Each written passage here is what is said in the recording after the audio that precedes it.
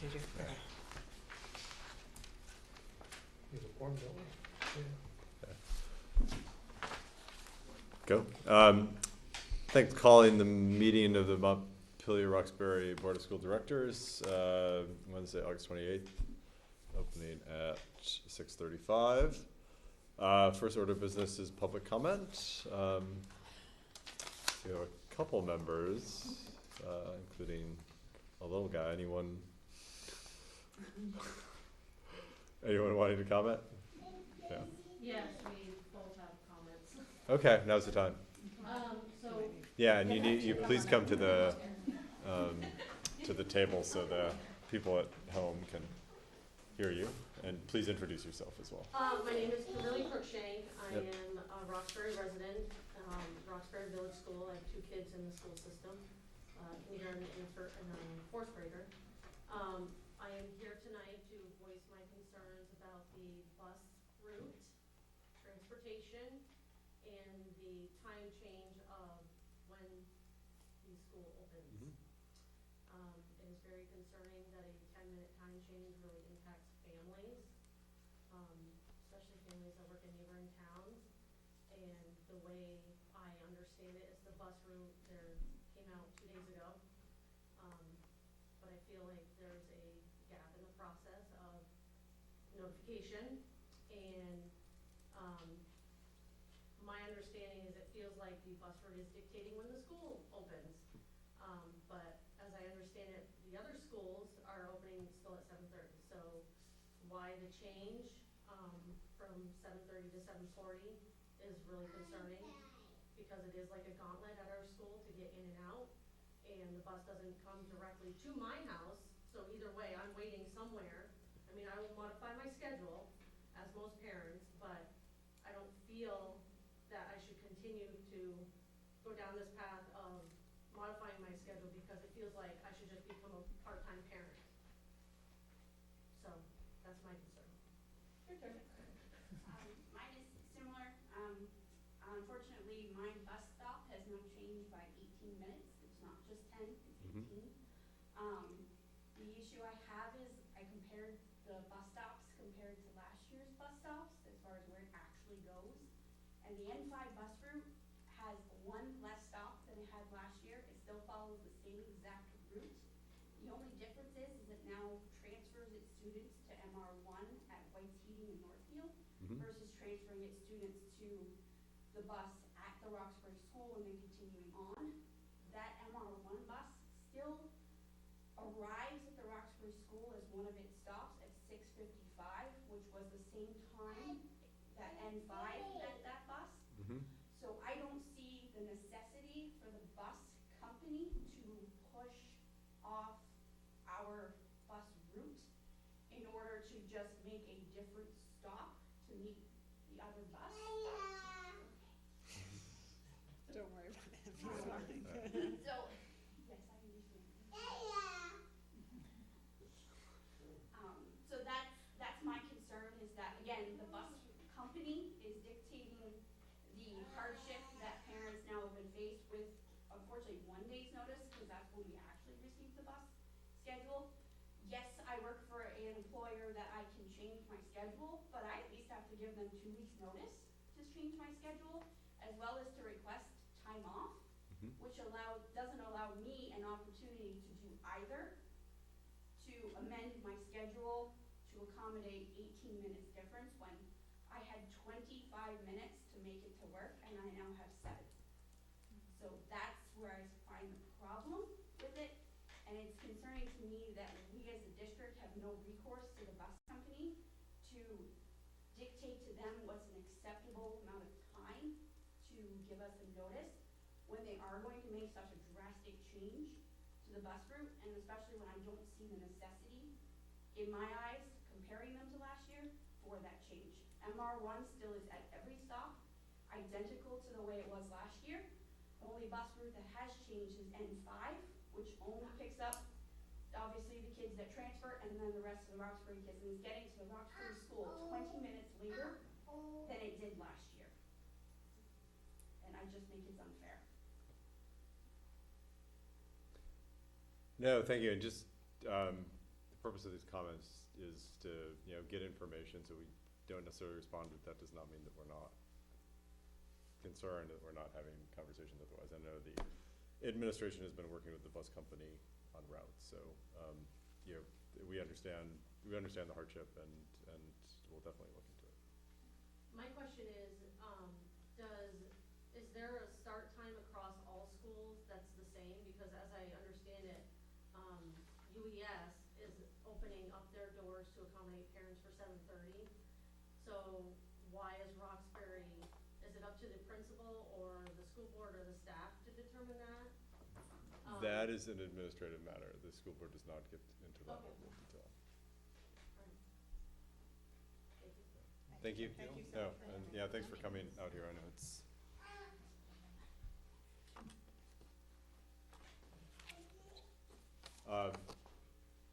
Any other public comment before we go to the consent agenda? Melissa Rutter.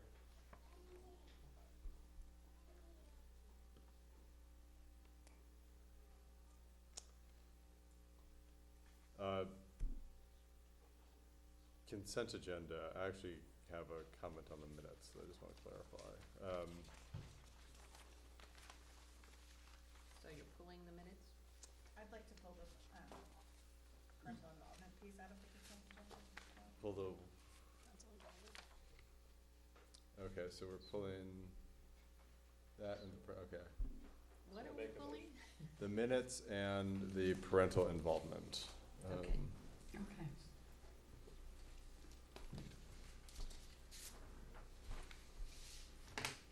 Okay, any other, I think anyone's interested in pulling, or do I have a motion to approve the consent agenda with I'll these two move items to- removed? Approve the consent agenda, taking out the minutes and the parental involvement, policy. Okay. Do you have a second? All those in favor? Aye. Any opposed? Great. On the minutes, it's just a quick clarification. I think Jerry said that she had not been sworn in, and I just want to make sure that listing her as a board member without that note, whether we should add a note that she hadn't been sworn in yet, just so it's clear that any actions taken. I'm not sure there was much.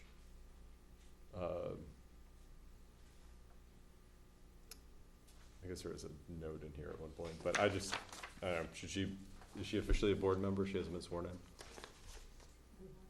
Huh? I think you could just put a parenthetical after her that says Okay, pending swearing in. okay, Yeah. okay, perfect. I found a typo. Huh? I And found a typo. where's the typo? It's on page 3 under number 4, third bullet down. The word public left the L out. Ooh. An unfortunate one. I don't know why that jumped out. I don't know, Becky. Okay, that's it. Got We past needed that. spell check. Huh? It got past spell check. Yeah, that word does. S-back is misspelled as S-back on page 3.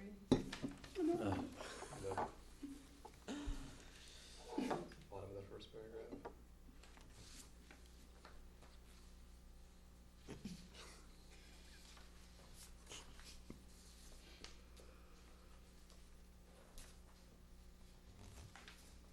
Need a motion?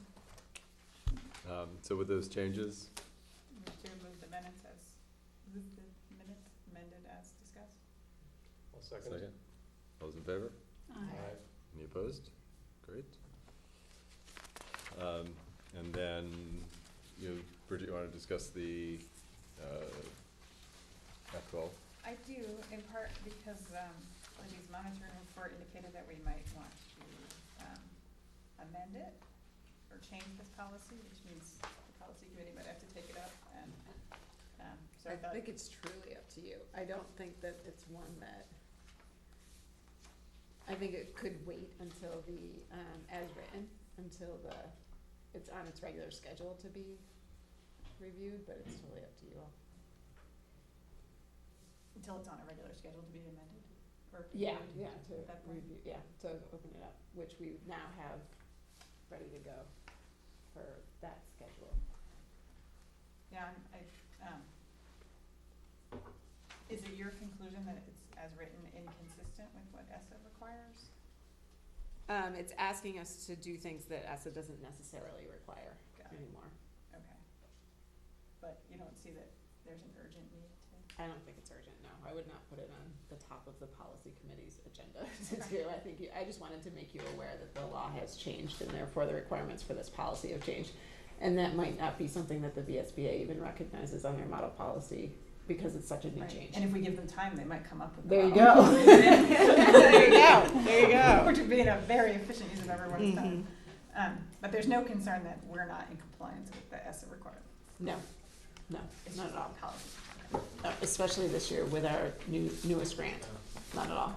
Okay, that was all the questions I had. I'm happy to put it off. So do we need a parent compact by the new standard? No. We need a So- parent engagement. That's why I added But these that- pieces that were pretty easy.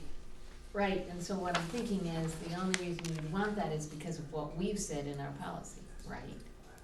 Right, which was basically, it looked as if the policy had been taken from the VSBA Right. website, yeah, because it's pretty But- typical policy. But I was gonna say, even though that's what the policy says, it seems like you ought to have the discretion to do what you now have to do instead of what we put in the policy. Right. See what I'm I saying? think that's kind of what I was Trying to asking say. and trying to do in Yes. the monitoring report, saying that the important parts of this law, we are following, with the schools that are receiving Title I-A money, and of ESSA, so we're following Right. those new procedures. The parent compact piece is not as critical as it once was in No Child Left Behind, according to ESSA. Okay. But when you said the creation of such a document is underway, I'm wondering if that's necessary. There is a parent engagement requirement that's formalized on a piece of paper. Okay. And so that the district does not have. It didn't have it when we walked in. So we don't have that now. It was not on our top of our to-do list last year, quite honestly. So that parent engagement piece, it's on Mike Berry's task list, and we recognized it after monitoring this policy and digging into what ESSA requires versus No Child Left Behind. Okay. Yeah. We do have a different policy that's a communication policy, under which the board asked the administrators to report to us it says there has to be meaningful two-way communication. And it wasn't aimed at Title fulfilling I. ESSA, which is generally to Mm-hmm. communicate effectively with parents, you needed effective two-way means of communication. And we had asked for a report, which I think we got, on what those were. Mhm. So that work might be a little bit done. Yeah, we'll see. The No Child Left Behind was pretty specific, and I just know this from my past world, right? Yeah. Pretty specific that we had a document that says parent Parent compact at the top of it, and it was developed in a certain way, and it said certain things. From but what maybe we we can don't find, we need don't that. have one of those. From what we Yeah. can find, Right. it could very well be in existence, but nobody can put their fingers on it easily, which Right. kind of defeats the purpose of having such a document. We searched, but we couldn't find it. And so instead of just creating one, which is not the intent of the law, we said we'll get that process underway. Okay. Great. So I move that we approve the policy monitoring report. Second? So, All those in favor? Aye. Any opposed? Great, now we are on to Learning Focus, which is Ken, who I know has been waiting patiently all summer for this moment. And if you could introduce it really well, but with the Montpelier Energy Advisory Committee. Right, I am Ken Jones, and this is Kate Stevens. Kate is the chair of the Montpelier Energy Advisory Committee. Oh, thank you. And we are here to describe some of the work we have done and kind of a request to you folks. Great. So the Montpelier Energy Advisory Committee is a group of volunteers that are appointed by City Council, Montpelier. I think started about 6 6 or 7 years ago now. Yeah, it started as the Montpelier Energy Team more than 10 years ago. And our mandate is basically to advise city council on any energy-related topics, policy, but we also do kind of other things that include outreach into the community, working with business owners, residents, trying to basically support the city's net zero goal, which is for the city municipal operations to be net zero by 2030, which means basically completely powered by renewable energy. And then we have the city council has set a larger goal for the whole community to be net zero by 2050. Great. And can I just pause for 1 second? I just want to note that Andrew LaRosa, our facilities director, is intending to be here. He is at UES dealing with something, but he is going to come as soon as he can. I just wanted to note that because we said he would be here. Sorry. So, on the kind of municipal front of the Energy Committee, we've worked on a whole variety of projects over the last number of years. We were initially very involved in the development of the district heat plant, the 1 megawatt solar project, which is shared between the schools and the city. And then more recently, we've been going through a process of doing energy audits and what they call retro commissioning of 6 of the major municipal buildings in order to identify opportunities for energy savings and help us kind of build up a list of projects that we hope to accomplish. We also created a revolving loan fund, which has about $25,000 in it right now, but it's basically money that the city has set aside to help fund energy efficiency improvements to municipal buildings. So we've done things like weatherizing windows in City Hall, and adding insulation to the heat pipes in the fire station, things like that. And so we've been going through all these projects identified in city-owned buildings, and some of them are large and require hundreds of thousands of dollars, but some of them are small, and we've been able to fund them and complete them through using the revolving loan fund. And the way those are designed is there's a payback period on those, so it is indeed a revolving loan fund, so that we've already had some pretty significant successes, so that fund is continually being replenished. And growing over time. So a little history here at the schools. You may or may not remember, but it was quite a while ago that the school district had a contract with Johnson Controls, and it was a disaster. And they made some promises about the ability for them to help with efficiency investments in the schools. They were not able to follow through. We actually received compensation from them as a result. Tom Woods, when he was facilities director, I think did a good job at kind of shepherding the repair of that type of work, the identification of what they did and did not do. And many of the activities that have taken place in the school, such as some renovations at Union Elementary, led to some very significant efficiency changes, which is great. Certainly there's been focus on lighting, and certainly very big project at Union Elementary is that it is heated by the district heat facility. But in doing that, there was also a great deal of work in terms of the heat distribution within that building. So the school district has a great history, and we have the records that go back 15 years in terms of electric efficiency improvements as well as reductions in the use of fuel oil. It's what we would like is to be able to maintain that at least, but also to work in the school buildings with some of the other municipal buildings in terms of the identification of activities, the possibility of using revolving loan fund. Perhaps you folks could establish a revolving loan fund with the same sort of philosophy that the payback, the savings could be then rolled into future work. But the big line is that we would love the schools to be a part of the overall municipal goal of being net zero by 2030, which does mean some really significant thinking, but it is still more than 10 years in terms of largely the heating of these buildings.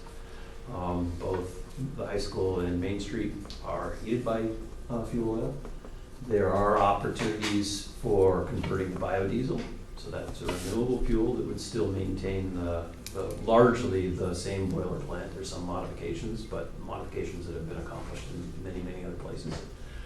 And if ever replacements or incremental changes, my understanding is this building actually has 3 boilers. Possibility of converting one of them to solid biomass. Just those sorts of possibilities as we work towards the future. So that's one of the pieces to see if the school district can work with us to help. And also, I believe it's a great educational opportunity for the kids to see what their schools are in terms of contributing to the greenhouse gas emissions of the city, and to work towards those steps. And another huge piece, which I know we've made had discussions and making some progress on, is transportation. Still a lot of households use personal vehicles to get their kids to school. And the school buses themselves are still using fossil fuel petroleum, and so there's possibilities there. So there's a menu of activities that we would love to be able to participate with the school board and with Ms. Rosa in terms of identifying where some opportunities lie. And we have a variety of working groups within the Energy Advisory Committee. One of them is focused on municipal projects. We did meet with Andrew LaRosa a couple months ago just to kind of say, hey, like, we want to learn about what you're doing and tell you a little bit about what we've been up to. And so kind of started that conversation where we were able to connect him with the school specialist at Efficiency Vermont. And then they've been talking back and forth a little bit about some opportunities. And there's a big thing coming down the road at the state level. The state manages its buildings with something called the State Energy Management Program, where BGS and Efficiency Vermont identify specific projects and then work with the building managers to make sure that the activities like an HVAC retrofit happens in the most effective way. What happens is a lot of building managers, they'll sub out something, but they may not have the expertise necessary to really see it through. So what BGS is proposing with the Public Service Department and Efficiency Vermont is to provide that same service to municipalities and schools, so that the identification of projects still largely will take place at the district level. But let's say there was going to be a significant HVAC retrofit. The state has these folks that have done very large building retrofits and can really work with contractors to make sure that the savings are very well understood and that the commissioning of the project happens in such a way that you accomplish the savings. So anyway, that's coming down the road. And the experience is that by having that additional level of expertise, it's easier to go to the bond market. In fact, the state may have a particular set of bond money available for municipalities and schools, kind of like the construction days when the state used to actually support schools. So they are working towards that. So that's something just to be aware of, that there may be the several $1 million available for schools to do building retrofits with that additional bit of confidence of folks that have done similar work.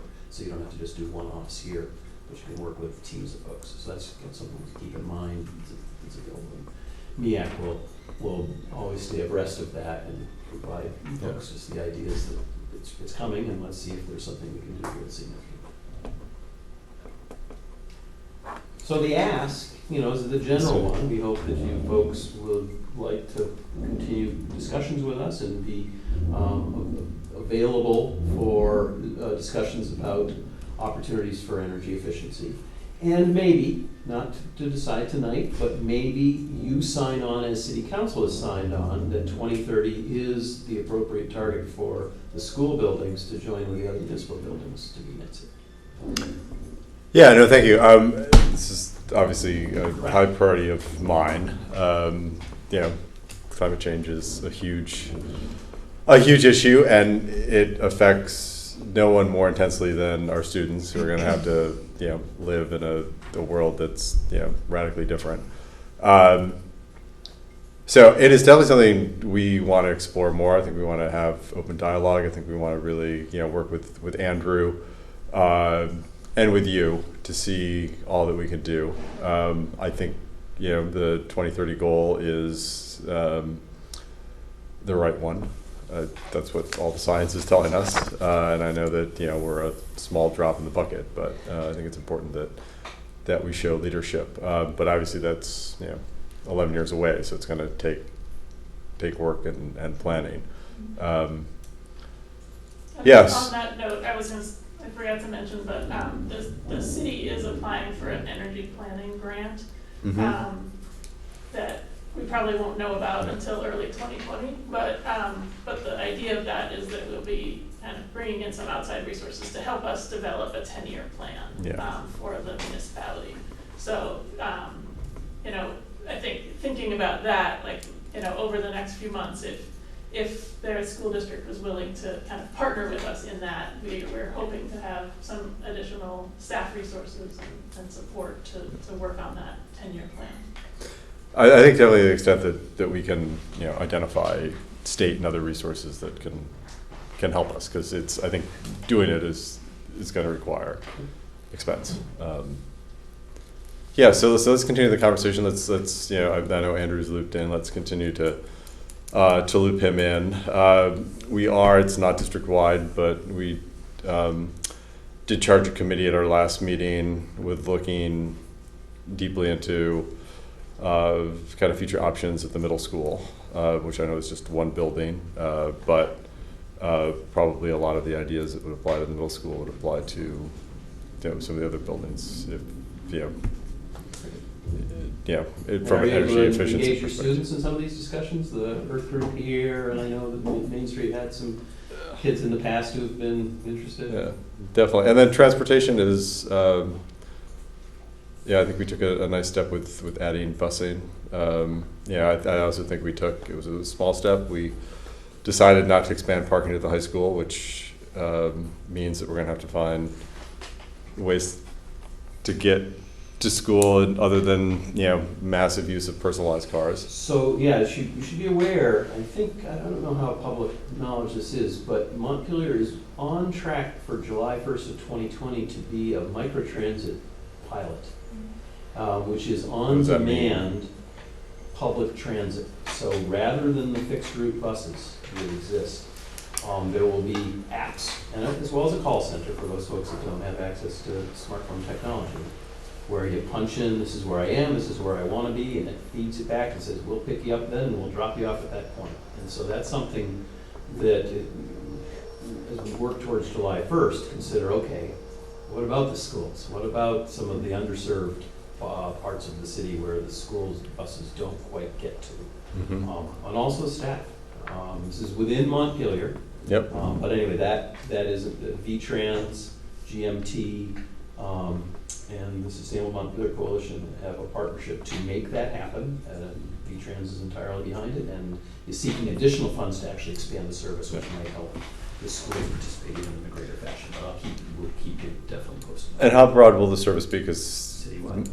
I know citywide, but in terms of capacity, what if everyone decides If you it's a have great 80 idea? high schoolers, Yeah, at school right now. 7:20 in the morning. You've got 90. Pick me up here. There's a company called VIA. My bedroom door, if possible. The reason VIA exists is they're a bunch of computer modelers. Yeah. But they have programs in place, so they match demand and then give feedback to GMT and VTrans. Okay, this is the sort of vehicular driver need you're going to have for these periods, and so we add it to the mix and determine if it works or not. But that's exactly what they do. Is you sign up the 80 people, and they say, well, where do they live, and what size vehicle, and But so it's intended for growth, no question about it. July 1st, 2020, did you say? Here quick. Yeah. Yeah, very quick. Less than a year. So is heat a bigger deal than transportation in terms of emissions for the district? That's a great question. We've been tracking electric and heating data, as Ken said, for a long time, but we don't have any data on the school buses.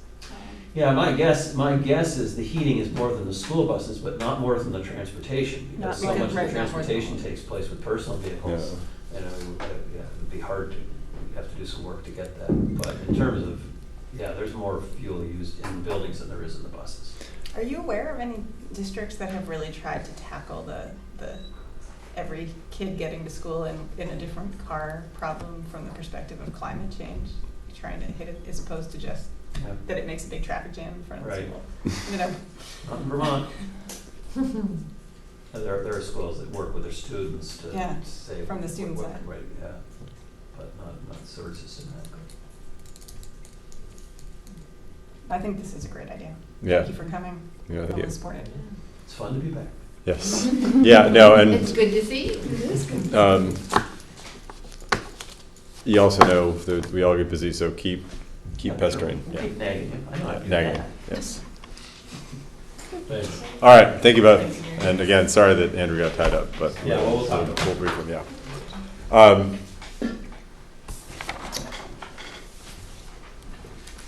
So we've got a couple board business items. Jerry, did you get sworn in?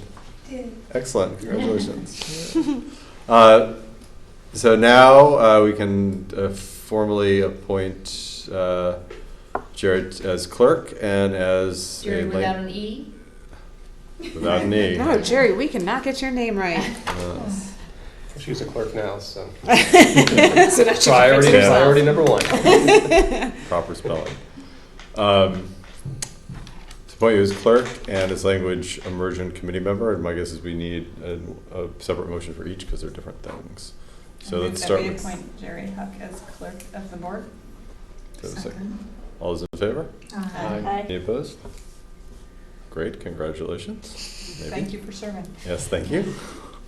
So, Jim, I'm already on the language immersion committee. Are we supposed to have 2 board members? I wouldn't mind not being on the language immersion committee if Jerry really wants to do it, but I'm just asking I think if we know what we're doing here. we proposed 2 board members, because it's not a board committee, it's just a school-based committee, and we proposed 2 board members, but I don't think Mike Berry would It's be upset. it's fine with me. I was just asking. Yeah. Up to you all. Some institutional history then. Yeah, I think you have institutional history and, one of the discussion items with the language immersion might be how to integrate Roxbury with that program, which is And- why it might make sense to have Jerry on it. The other reason for Jerry to be on it, if she is interested and willing, is that I think that when it was originally proposed, the timeline was anticipated to be fairly short, Mm-hmm. but I think it's not going to be. Yeah. And my term is expiring. Not that you're counting the board meetings in any way, shape, or form. So do you have Note to any elementary parents who may be watching.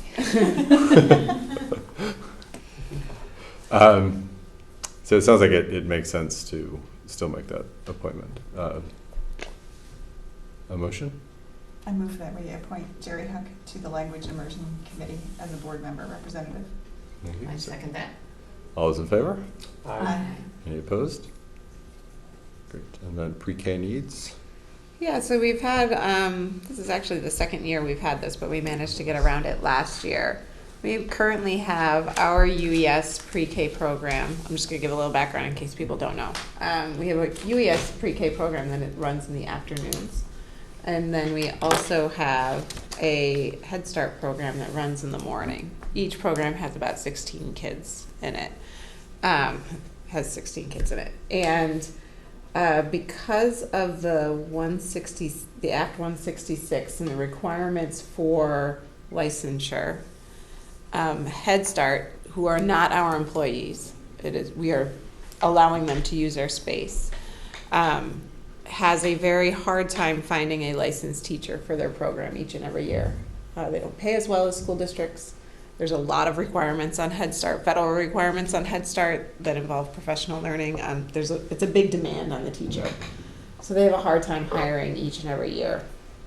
And they could not hire a teacher this year. They couldn't find somebody to fill that position who was licensed. So we don't want those 16 kids to not have a preschool experience, pre-K. There's ample research to show that a positive pre-K experience is of utmost importance to a child's future. So Ryan Harity and I are requesting to the board that we make Morgan, who's currently the part-time pre-K teacher under our employ, full-time to fill the need at Head Start. And Head Start, Ryan has worked out with Head Start how that can work. So the families who attend Head Start still receive the services, the wraparound services that Head Start provides. However, it's with one of our teachers in Head Start, and Ryan will work with the professional learning pieces of it as well. When we first talked about preschool a couple of years ago, we were not going to have them separate. We were going to have All UES instead of, what do you mean? Kids receiving Head Start support were going to be integrated with kids not receiving Head Start support, was my understanding. Oh, okay. That has not happened. They're two separate programs now. Do they have to be? Is there? No. I'm not, when I say that, I'm not positive how kids are split up between AM and PM. So Okay. I'm making the assumption that the kids in the AM are the ones who qualify for Head Start wraparound support. Okay. Because we had talked about making sure that they were integrated, not separated. I'm not positive that has happened based on the way people have talked to me about the programs. But I didn't know that history, so I wouldn't know to answer that question, but I certainly can. Yeah, I have the same recollection. I don't remember that it was part of the discussion that there was going to be a separate Head Start program. That we were just going to have two. Anyway, not just saying that, corroborating that that's what I recall. Okay. So explain to me the funding difference. The funding, the morning pre-K class is completely funded by Head Start as of right now because they pay for their teacher. Correct. So what happens when we extend Morgan's? We would be paying for that full contract, or there would not be a morning program. So I'm curious to know where. We would lose the Head Start funding. Yeah, why don't we have Why them? don't we just, We don't get any funding from Head Start at all. So you're asking why can't Head Start pay Morgan? Well, Or part I don't of mean it. pay her, but that money Contribute was to her going to somebody, so why couldn't now that also be part of Morgan's salary? I mean, they don't pay as well, so I'm assuming it wouldn't foot her whole salary, but why would we lose that? I'm not positive. I couldn't answer that question without making some assumptions right now. Couldn't we see if we could avoid losing that? We can see if we can avoid you losing that. We're on a bit of a time crunch. So we want to make sure that we have support in place. We have a teacher in place for the kids in the morning program. We can certainly find that out. My hunches, and I'm talking completely off the cuff without a knowledge base on this, so please don't take it as such, right? Is that one of the difficulties with Head Start in finding a teacher is not only licensure and not only that they pay significantly less, it's also requirements that teacher has to do in order to be a Head Start teacher. So I would imagine if Morgan were paid for by if Morgan agreed, first of all, to work a full day and take that pay cut, essentially, she wouldn't be on her teacher contract for the full day if that were the case. So she wouldn't get the full benefits package. There's lots of things that wouldn't be involved in that. I'm talking about a bargain with Head Start. I know, I'm not. You would. Not that we would cut Morgan's pay. No, that it. Is that it would supplement her Right. pay? But That this- would. Yeah, and then And I you know, would they'd say. take Sorry, a I 60% misunderstood and you. then I'm take sorry. the other. I misunderstood you. And I would say also that she could meet the requirements of, I bet Right. Morgan won't have any trouble meeting the requirements of whatever Head Start thinks she ought to do. It's more of the work that she needs to do during the school year for that Head Start piece is different than a public elementary school. Right, but nonetheless, I'm wondering if she would do that, and if it could happen, if we couldn't still get that funding. It's I- certainly worse than ask. I would say, yes, we should have preschool for kids to whom we have promised Yeah, preschool starting absolutely. Yeah, that's Tuesday Right, or whenever whatever. they start, We yes. should definitely do that, and we should definitely hire whatever teacher we need to hire. But I think the board would love a better understanding of our preschool program and And we can I would have Yeah. Ryan or Peggy How come to Head- do how that Head because Start I'm not fits an into expert it. in this Yeah. with the Head Start program involved. I'm not an expert in it. And yeah. the immediate need that was put at the last minute onto the board, why it was put on the last minute is because we need a full-time teacher. And or so we I'm need a teacher curious to know, why is it last minute? Did Head Start not know a couple weeks ago that they Mhm. weren't going to have They a were teacher? working to try to get a teacher for a long time. Ryan was in close contact with Head Start to say, hey, how's it going? They'd say, we're still interviewing. We're still interviewing. And about a week ago, I went to Jim and I said, Yeah, we're not going to have a plane, so teacher. it was last Monday or something. So Yeah. my second question is, will Morgan do this? Have we asked her? Ryan has spoken to her to say, Libby's going to go to the board to get the approval for this. Would you be willing to do it? And she would. She was looking for a full-time position anyway. Oh, good. So it would be a 1-year piece until to give Head Start time to figure things out. So it wouldn't be, Morgan's under the understanding that this would be a 1-year full-time piece. Well, I agree Unless with the board Michelle. decides to make it a full-time position. I agree with Michelle. We have kids coming tomorrow. I want them to have a teacher. I just want to be clear about, is there any way that we don't lose some of that money? And how is it, and what is this preschool program and how does it work? Mhm. We can find more. I believe it's pretty the Head Start piece in terms of financial is very separate, but nobody's asked the question of, if you were gonna pay a teacher anyway, why don't you pay part of our teacher that we're covering for you? Right. Nobody's asked that question. Yeah, I'd love to understand better, because I feel like when we were first talking about starting this program, like, we got a whole bunch of new furniture and stuff because we were through Head Start, and the sense that I had was that the Head Start engagement with the program was kind of a subsidy situation, not like they're borrowing our classroom situation. I'm not sure if that's evolved the way that it was envisioned, but Yeah. I can certainly ask more questions to find out. Yeah, it would be good to know, like, do we think that that's the best approach? If we can have a full-time teacher providing preschool, does it matter if it's Head Start or not? Ryan and I have started those conversations, those exact questions. Good. Great. Do you need a motion on the teacher part, or is that administrative? I don't know if we need a motion. It's We don't usually make We a don't. motion for a new hire, do Yeah, I was gonna say, there's Yeah. uncertainty right now Well, with to how it's gonna to unfold authorize the anyway. expenditure, that Yeah. yeah. Do we need It's- certainly more than $5,000. It's Right, definitely more that's than true. $5,000. Yeah. Let's be safe and make a motion. I think it's, I think that's the best route. yeah. I make a motion we expand Morgan from part-time to full-time to cover the Head Start program. Should we make it more general, just in case? Or do you- we? Yeah. Maybe Expand authorize position the to full- or- Yeah. Author- administration to Staff the full preschool program. staff the full, Right. yeah, as, At Union Elementary. yeah. Okay, so I'll make a motion that we authorize the administration to essentially ensure that we have a fully operating preschool program in Union Elementary. Second. Both morning and afternoon, we have the afternoon.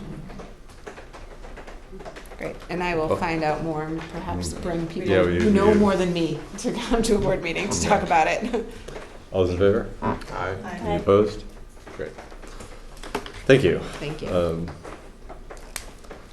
Okay, we are 20 minutes ahead of schedule, and Andrew, yeah, they Sorry, they Andrew. they did their song and dance and waltzed away.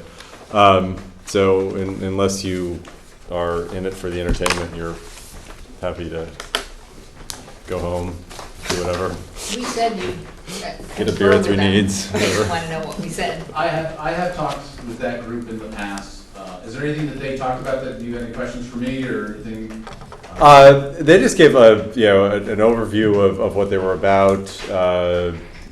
Wanting to kind of continue and I think deepen discussions and with the district about how we can be a partner in the city with meeting the emissions reduction goals.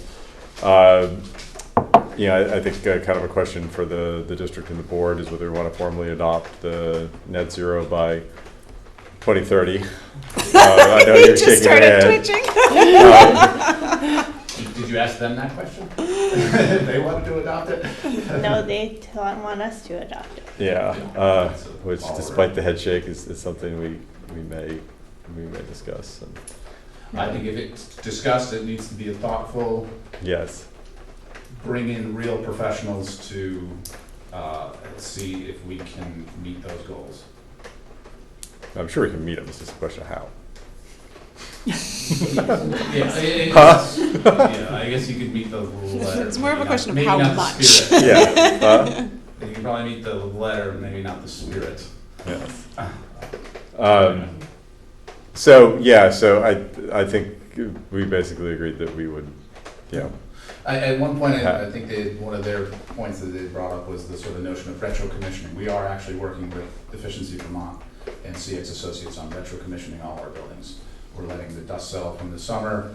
CX is going to start with this building, and then we'll go through all the buildings and get those commissioned so we have a better handle on our mechanical systems and where they're at. Great. Yeah. So I think there's kind of pretty deep interest on the board, and further collaborating and further figuring out what we can do. Yeah, with the realization these are not necessarily easy or inexpensive problems, but the Amazon's on fire, and our Nordic ski season's at risk. So we've gotta, and, people in Miami might be swimming soon. So Thanks, Andrew. thank Go you. home. Did you get my text? Yes, that's a Very good good. news. Thank you. Happy night.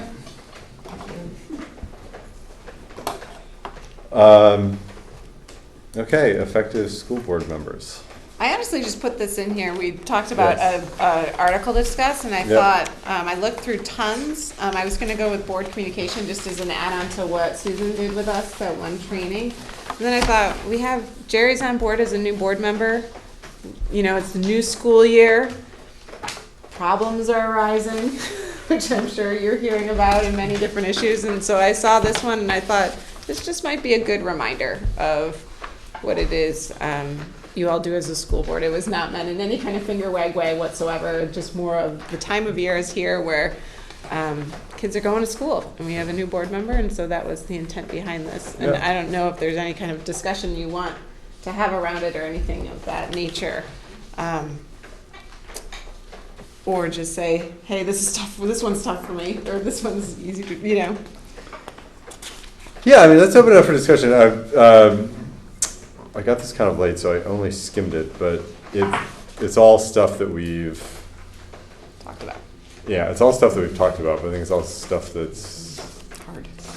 hard and good to remind ourselves of. Yes.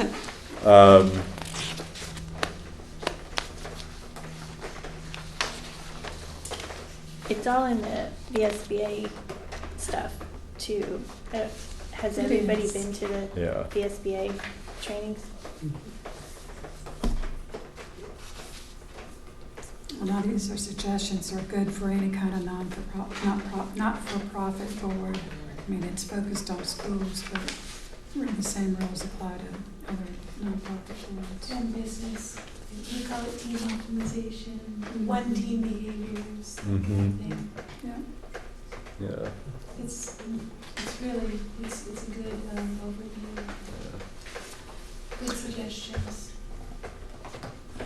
As I read it, I thought about, there was a time we did a check-in. How are we doing? Remember that? And I was thinking, okay, We surveyed ourselves.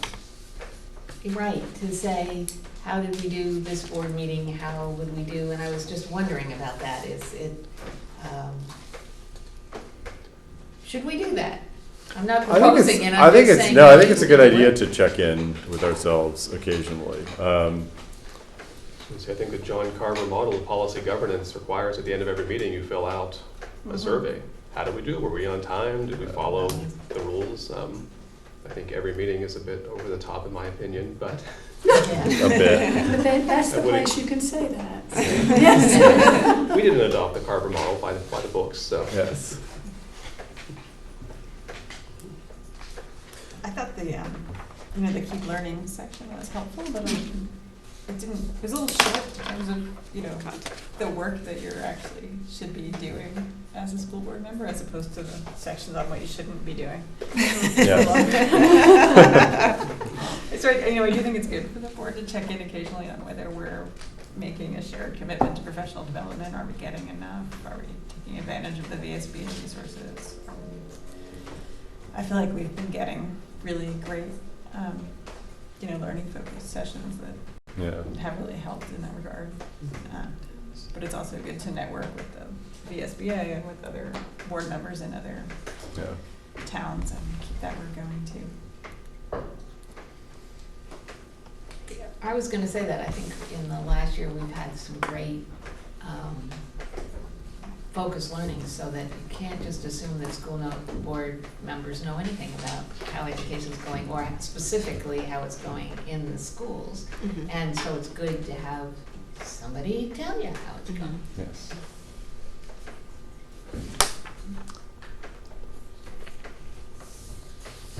Yeah, and it might be, does VSBA do this at all, where they do a little homework on the board before they come in? Oh yeah, they do homework on you. I mean, but, Susan did when she came in last time. yeah. Which I missed, but, You think about just having them come in and because sometimes Essentially grade us. self-evaluations tend not to be as effective as when you've got. Are you talking So- like, would the VSBA come in and do an audit of? Or maybe like a survey of board members where they, ask some questions and get, responses that we don't share, and then look at Right, them that and then become kind of more ask us evidence. how we're doing, and and say, well, I read through these, and, sounds like there's some, dissonance between what's being said here and what we read. It might be really nice to have an outside agency come in and do that, and I'm sure Susan Holson would be thrilled to have Yeah. the opportunity. We She did can also have, watch. we did have Val Gardner coming to meetings regularly for a year. Did she come for a year? She came for a while, Part she of watched it, a right. couple And that she- she didn't come to, which I was just gonna say is another option for someone. Mhm. They could watch them on They TV. can watch them on TV if they Yeah. wanna come. And then she met with Brian and I, and we debriefed about how things had gone, and Mm-hmm. Yeah. I think I, we're when I like- think about your roles, and granted, I still consider myself a newbie in this, but when I think about your roles, I think the board, and from what my experience is, the board meetings are almost the easier part of your role. You ask really good questions. You think you're thoughtful. You come prepared. All of the things that I certainly ask of you, Yeah. all as board members. I think your harder role, and I don't want to speak for any of you, is the community engagement outside of the school, Yes. outside of the meetings, particularly in this community. And that's a place where if an outside agency like the VSBA came in to do more anonymous surveys and talking Yeah. to you, you might have some different things pop up than like board meetings. Yes. Although, I was thinking this section that says, do your homework and ask tough questions, you were saying we ask questions, but as I was reading down, I think there's a fine line between saying, that's the administration's, they're going to decide, and how much does it cost? I was thinking about just what we went through, or how does it support our mission? And I think that's, I think it's working, but I think that's a tough thing to be able to ask you those questions, for you to feel like you do get to make the decisions, but we'd like to know the answers to those. Mm-hmm.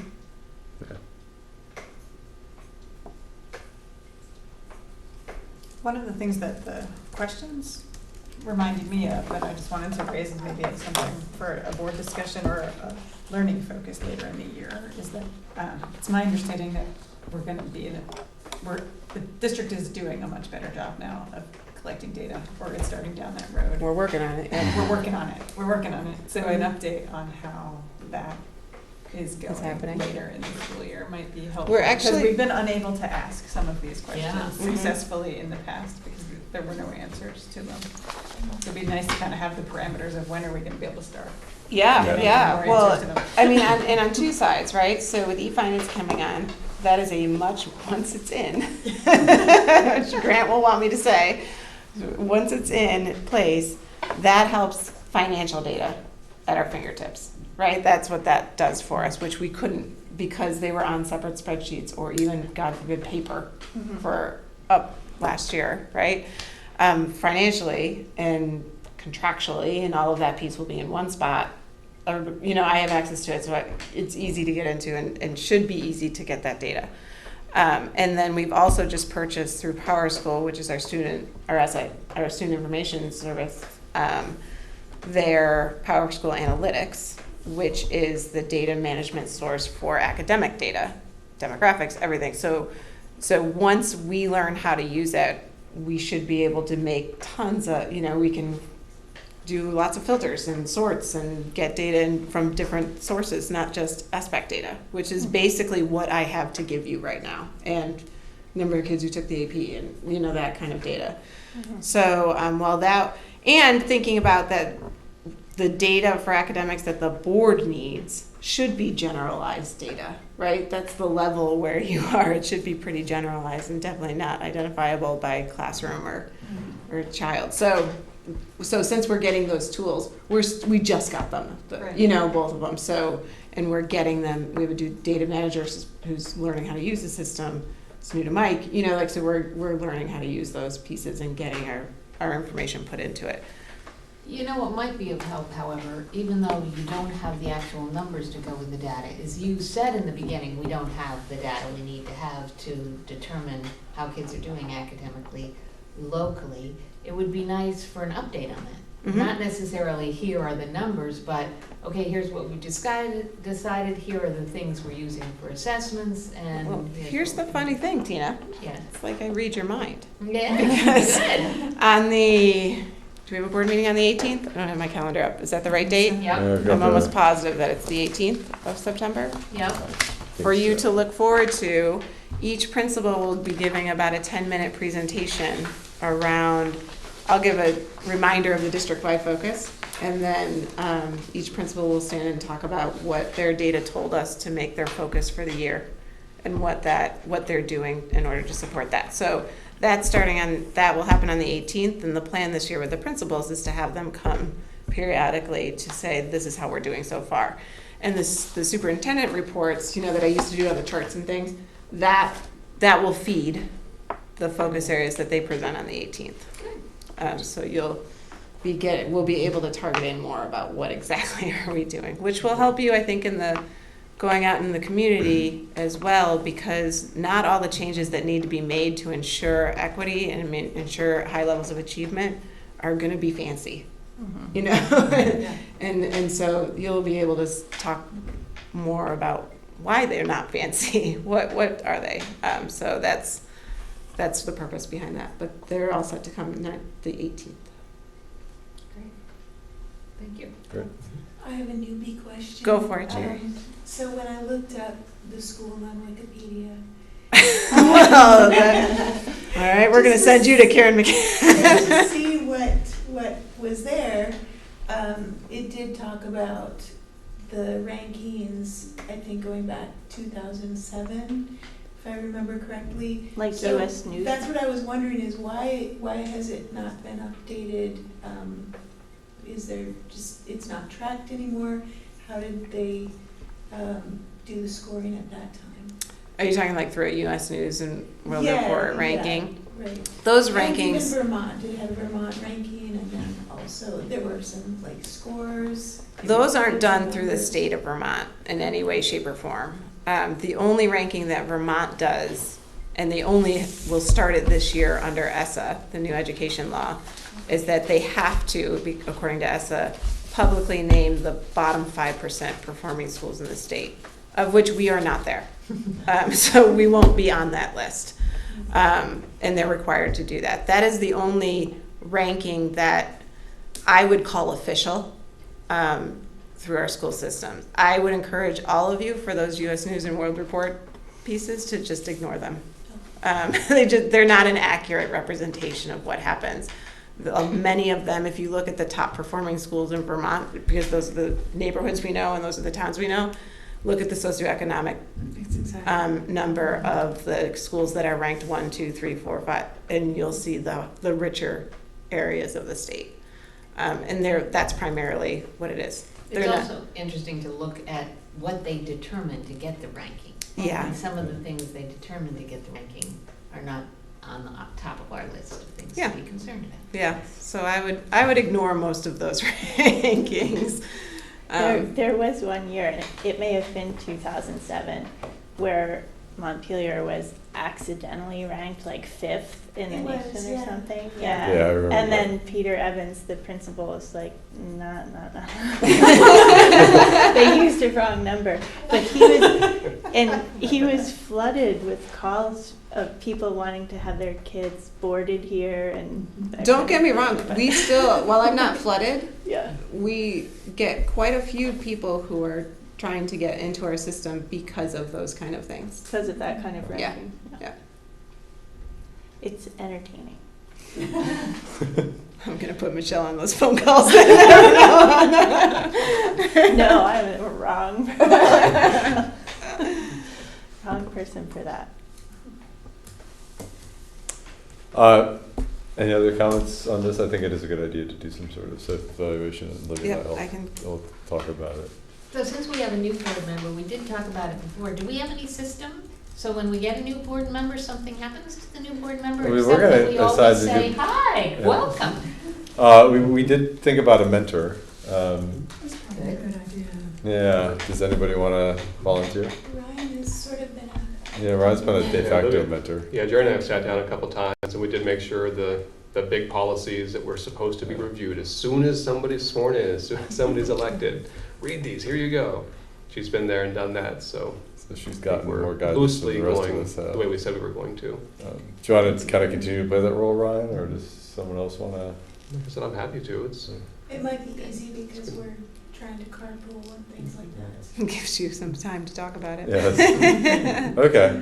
I think that's the step we talked about it. Yeah, okay. And then there's an event, I think you sent Yes. out, which has a school build session Yeah. in it. And I would encourage you also to attend some of the VSBA Okay. They have free webinars online. free webinars. Yeah. And you sent out for the convention, the Mhm. invite, Yeah. which Yes. I didn't, for example, I didn't sign up for it, I sent a yes back. I know. Is that what I was supposed to do? Yep, Anna's signing everybody up for Okay. it. So far we have Jerry, Tina, and Bridget who are coming. Okay. To the So- November. Yeah, so if VSBA. anybody else wants to go to that, just let Anna or myself know, Okay. and we'll get you signed up for it. All right. Excellent. Motion to adjourn. Move we adjourn. second. All those in favor? All right. All right. Well, this will probably be our last short meeting in a little while. Um,